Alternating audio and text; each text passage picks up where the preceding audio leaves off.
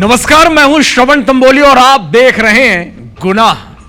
Bulletin की शुरुआत एक ऐसे गुनाह से जिसकी कहानी न सिर्फ बेहद भयावह है बल्कि दर्द से भरी भी, क्योंकि मानव तस्करी के इस बड़े भांडाफोड़ में पीड़िता ने जो कुछ भी बताया वो सुनकर रोंगटे खड़े हो जाते हैं और घिन आती है उन लोगों से जो उन समाज के जिन लड़कियों को इंसान के बजाय बाजार में बिकने वाला कोई सामान समझ लिया है।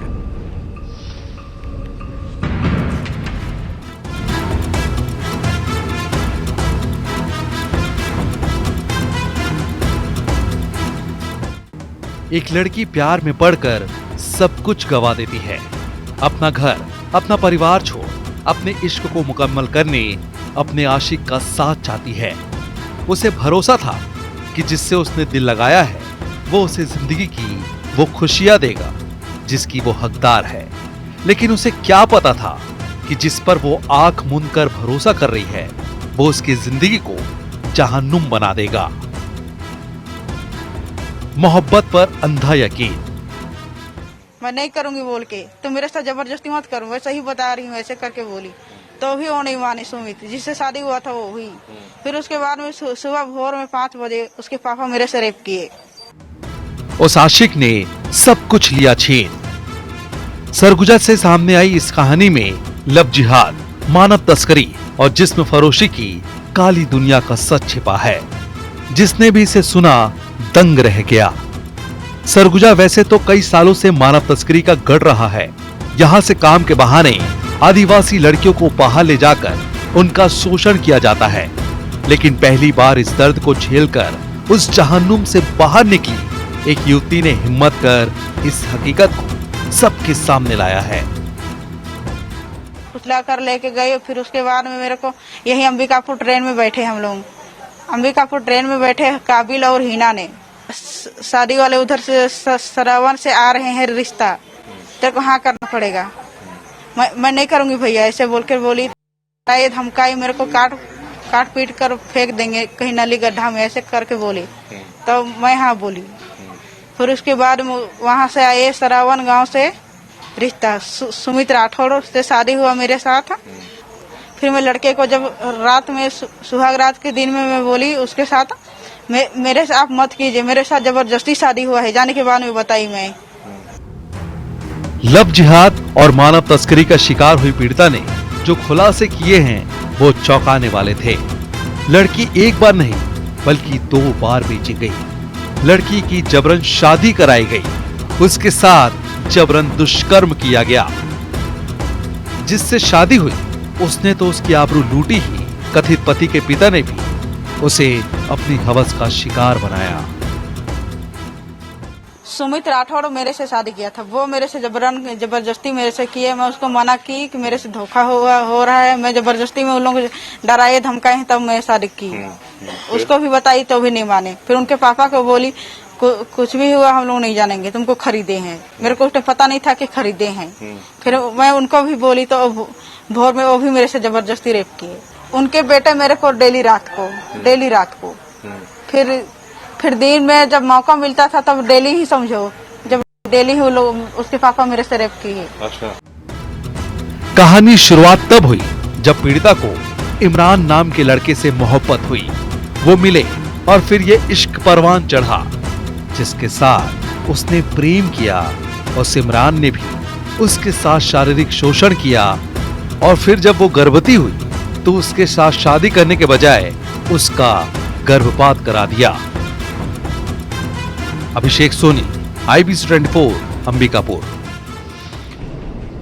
अब जरा आप सोचिएगा कि जिस कहानी को सुनकर हम उस दर्द को महसूस करने की कोशिश कर रहे हैं, वो दर्द इस पीड़िता ने झेला है, क्योंकि उसे कभी बेचा गया, उसे कभी अपनी हवस का शिकार बनाया गया, तो कभी उसे जानवरों की तरह बांधा और फिर पीटा गया। मानव तस्करी की काली कहानी, जहन्नुम का दर्द, पीड़िता की जुबानी। मेरे साथ निगरान रहने के लिए एक जन आकर रहना ही पड़ता था। उनको बेच दिए हैं। 1 लाख लो और अपनी बहन को ले जाओ। मैं नहीं करूंगी शादी, अगर नहीं मानेगी तो तेरे को काट कर फेंक देंगे। मेरे को पता नहीं था कि खरीदे हैं। जशपुर की रहने वाली पीड़िता काम के सिलसिले में अंबिकापुर आई थी। इमरान से प्यार और फिर धोखा मिलने के बाद उसकी मुलाकात काबिल अंसारी नाम के युवक से हुई। उसने पीड़िता को दूसरे प्रदेश में काम दिलाने का झांसा दिया और फिर काबिल की पत्नी हिना और सास रामेश्वरी ने मिलकर उसे एमपी के सुरेंद्र कुशवाहा और शकील के पास 40,000 में बेच दिया, जिसके बाद उसके साथ जबरन दुष्कर्म किया गया। जिसने भी पाया उसके जिस्म को नोचा और अपनी हवस शांत की। फिर सुरेंद्र ने डरा धमकाकर पीड़िता को यूपी के सुमित राठौर को 70,000 में बेच दिया और उसके साथ उसकी जबरन शादी करा दी। सुहाग रात के वक्त जब पीड़िता ने अपनी पूरी कहानी बताई और बताया कि उसकी जबरन शादी हुई है, तो उसका दर्द समझने के बजाय सुमित ने पीड़िता के साथ जबरन दुष्कर्म किया। हद तो तब पार हो गई जब सुमित के पिता ने भी पीड़िता को अपनी हवस का शिकार बनाया। पूरा था नहीं, हमेशा ताला लगा रहे थे गेट को, हमेशा बालकनी वाला गेट को भी लगा रहे थे। जब सीढ़ी चढ़ते हैं वहाँ का भी गेट हमेशा लगा रहे थे ताला। मेरे साथ निगरान रहने के लिए एक जन आकर रहना ही पड़ता था उनको, एक साथ मेरे को हमेशा रखते थे। मैं करिश्मा दीदी को कॉल की 19 तारीख को कॉल की, मैं रिक्वेस्ट करके पापा आप कॉल कीजिएगा। फिर वो पापा ने बोले कि मेरे पास कोई बेच दिए हैं, 1 लाख लो और अपनी बहन को ले जाओ, 1 लाख दो मेरे को। एड्रेस जब पूछी दीदी तो बताने के लिए मेरे को मना कर दी। उरई और कानपुर ऐसी बता पाई मैं। अब मैं को कड़ी से कड़ी सजा दिलवाना चाहती हूँ। जो है जालौन ग्राम सरवान के एक परिवार के हाथों में जो है जो पीड़िता थी उसको बेच दिया गया और करीबन 70,000 रुपये में जो है उसका सौदा किया है। और इस प्रकरण में पुलिस ने जो है सभी आरोपियों को इसमें गिरफ्तार किया है। जिन लोगों ने शादी की थी, जिनका नाम सुमित राठौर है, उसने पीड़िता के साथ दुष्कर्म भी किया था। उक्त प्रकरण में जो है उसमें आवश्यक वैधानिक कार्रवाई भी की गई है। यही नहीं, उसे नजरबंद कर एक कमरे में रखा जाता था। उसके साथ जबरदस्ती होती और मना करने पर मारपीट की जाती। इस बीच किसी तरह पीड़िता ने अपनी बहन से संपर्क किया, उसे अपने साथ घटी पूरी कहानी बताई। बहन की मदद से पुलिस ने पीड़िता को छुड़वाया और सभी आरोपियों को गिरफ्तार कर लिया। लेकिन पीड़िता का प्रेमी इमरान अभी भी पुलिस की गिरफ्त से बाहर है। IPC 24 के कैमरे पर पीड़िता ने जो खुलासे किए वो बेहद खौफनाक और भयावह है।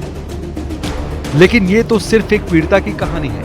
ऐसी कितनी लड़कियां हैं जो इस दर्द और इस नर्क जैसी जिंदगी को जी रही हैं। ऐसी कितनी लड़कियां हैं जिनकी खरीद फरोख्त होती है, लेकिन कानून उनकी हिफाजत का वादा और दावा करने के बावजूद कुछ नहीं कर पाता। अभिषेक सोनी, IBC 24, अंबिकापुर। गुनाह में बढ़ते आगे और अब बात करते हैं उस शहर की जहां से पूरे देश की दिशा और दशा तय होती है। लेकिन इस वक्त उस शहर यानी दिल्ली की दशा सबसे दयनीय है, क्योंकि दिल्ली के कानून व्यवस्था पर हर रोज कालिक पोती जाती है और पुलिस सिर्फ हाथ मलती रह जाती है। एक बार फिर दिल्ली में खून की होली खेली गई। एक युवक को सरेराह चाकुओं से गोदकर मार डाला गया। दिल्ली फिर दागदार, शहरवासी हो जाएं खबरदार। राजधानी दिल्ली अब सेफ नहीं, गुनहगारों को पुलिस का खौफ नहीं।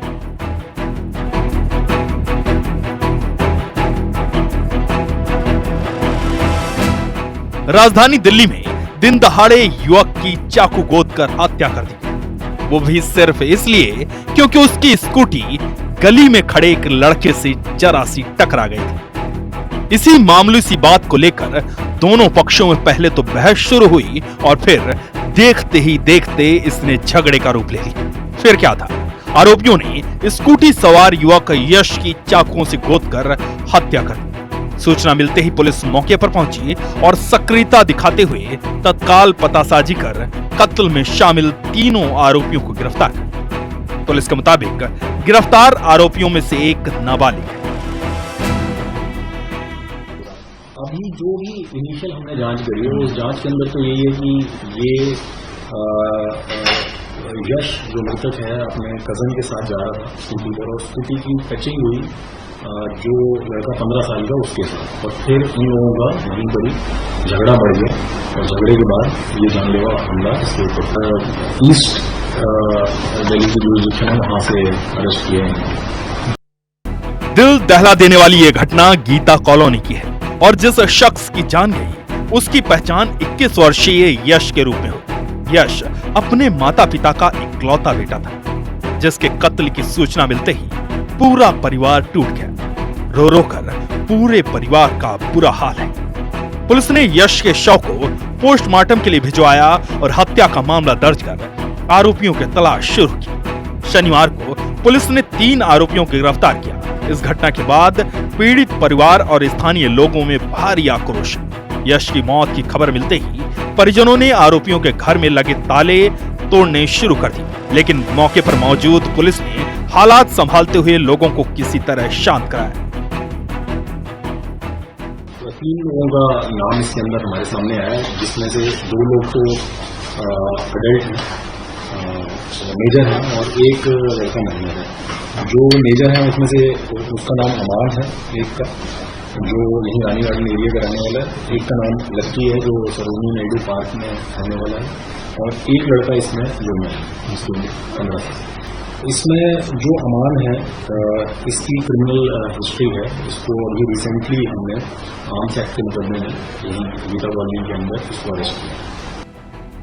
पुलिस ने जब इस पूरे घटनाक्रम की तहकीकात की और यश के साथ स्कूटी में मौजूद उसके दोस्त अमन से पूछताछ की तो उसने कत्ल से पहले घटी पूरी कहानी बयान की और बताया कि किस तरह यश को उन आरोपियों ने घेर रखा था। हम जा रहे थे, हमने अंबेडकर पार्क शिव मंदिर के पास से कट लिया। हमारी स्कूटी का साइड मिरर 2 लड़कों को लगा, उन्होंने गाली दी। हम वहाँ पर रुके, उन्होंने एकदम से गन निकाली और यश के सर पे लगा दी। यश ने वो गन पकड़ी, मैंने उस लड़के को पकड़ा। दूसरा लड़का सर वहाँ से भाग गया, तो हमने उसको पकड़ के रखा था। जो दूसरा लड़का भागा वो 2 मिनट के अंदर 3 लड़के लेके आए हैं जिनके हाथ में चाकू थे। हम उन सबको छोड़ के भागे।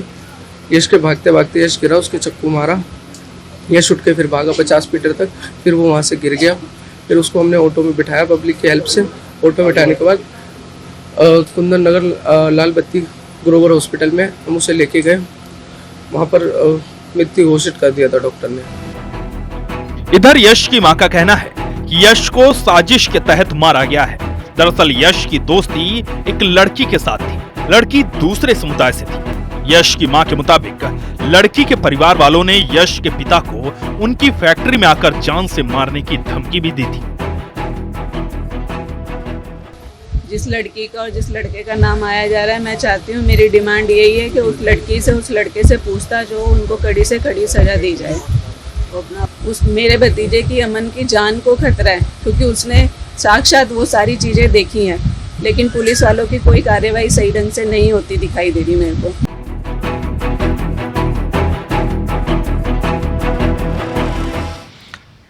तो क्या इस कत्ल के पीछे दूसरे समाज की लड़की से मोहब्बत करना एक वजह थी? क्या यह एक सोची समझी साजिश थी जिसे यश समझ नहीं पाया?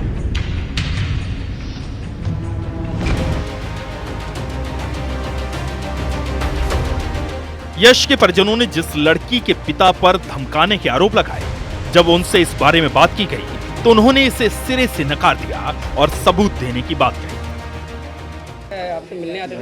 नहीं सर, मैं काम करता था आज से कई साल पहले।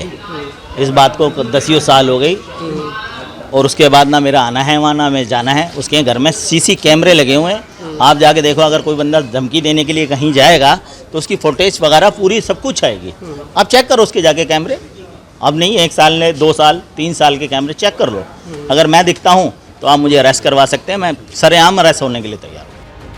पुलिस की शुरुआती जांच में पता चला कि यश की स्कूटी गली में खड़े लड़के से हल्की सी टकरा गई थी। इसी मामूली बात को लेकर दोनों पक्षों में पहले बहस शुरू हुई और फिर देखते ही देखते इसने झगड़े का रूप ले लिया। झगड़े के दौरान आरोपियों ने अचानक चाकू निकाला और यश पर पीछे से ताबड़तोड़ हमला शुरू कर दिया। यश के पीठ के निचले हिस्से पर चाकू मारा गया था। गंभीर रूप से घायल यश को स्थानीय लोगों ने तुरंत नजदीकी अस्पताल पहुंचाया, लेकिन रास्ते में ही उसकी मौत हो गई। पुलिस ने हत्या में शामिल अमान, लकी और एक नाबालिग आरोपी को गिरफ्तार कर अब उससे पूछताछ शुरू कर दी।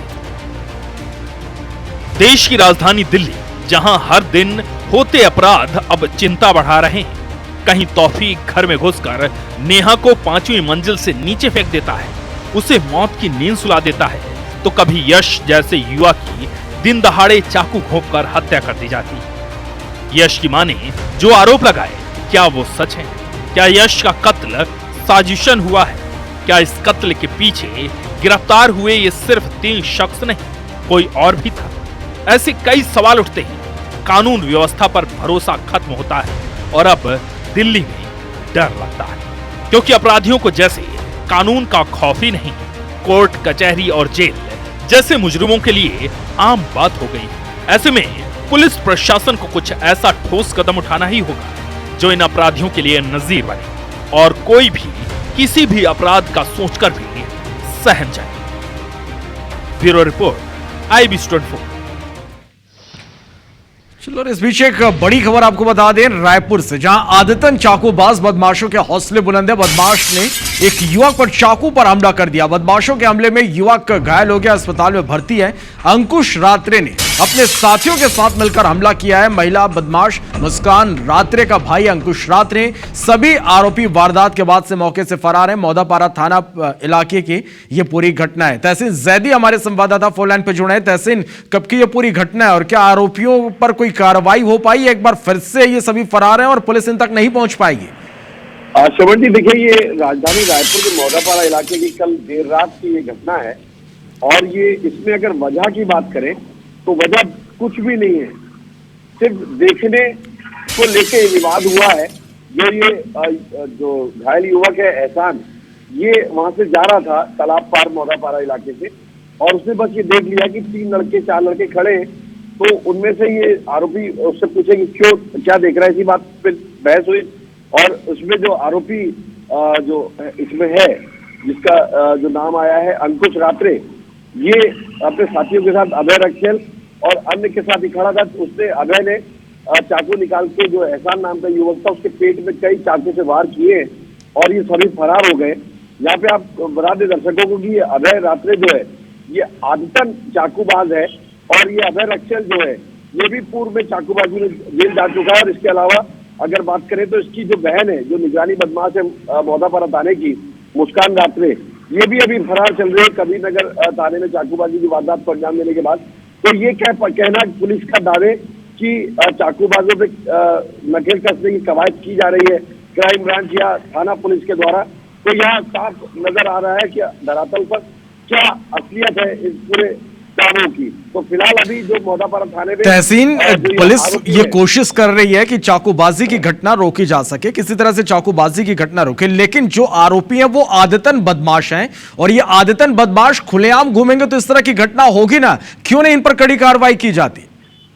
बिल्कुल, जिस तरीके से बड़ा सवाल तो यही है कि रात्रि गश्त की बात की जाती है और दावे किए जाते हैं बड़े बड़े कि रात्रि गश्त की जाती है, दिन में भी पेट्रोलिंग होती है, लेकिन ये आदतन बदमाश जो पहले से जेल जा चुके हैं, पहले से चाकूबाजी कर चुके और बेखौफ चाकू लेके घूम रहे, तो ये तो सिर्फ इससे आप अंदाजा लगाइए कि राजधानी रायपुर में आम आदमी कितना सुरक्षित है। अगर वो अपने किसी अस्पताल के काम से या किसी जरूरी काम से निकलता है तो वो भी खतरे की इनकी रडार में है।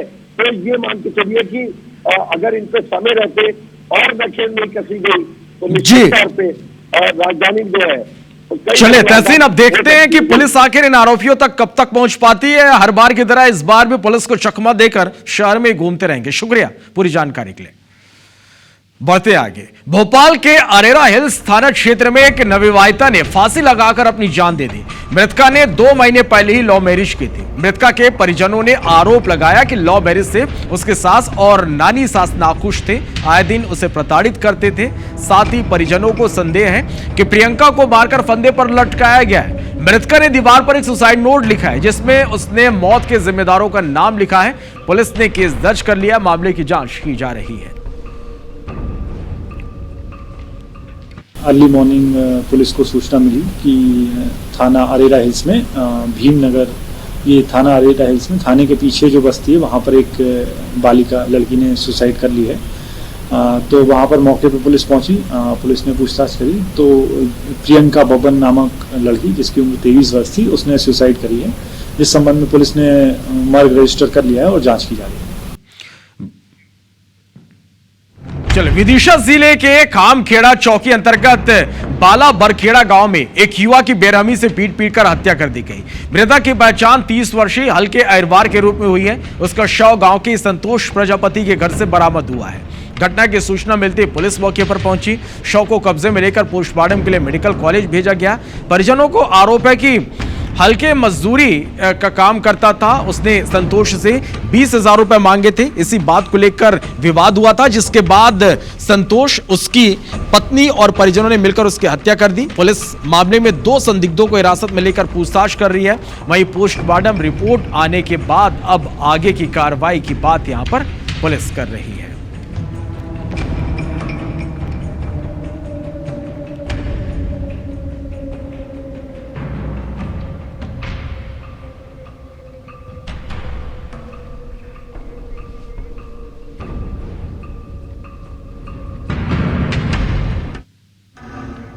चले, यहां पर रुकेंगे एक छोटे से ब्रेक के लिए, जल्द लौट।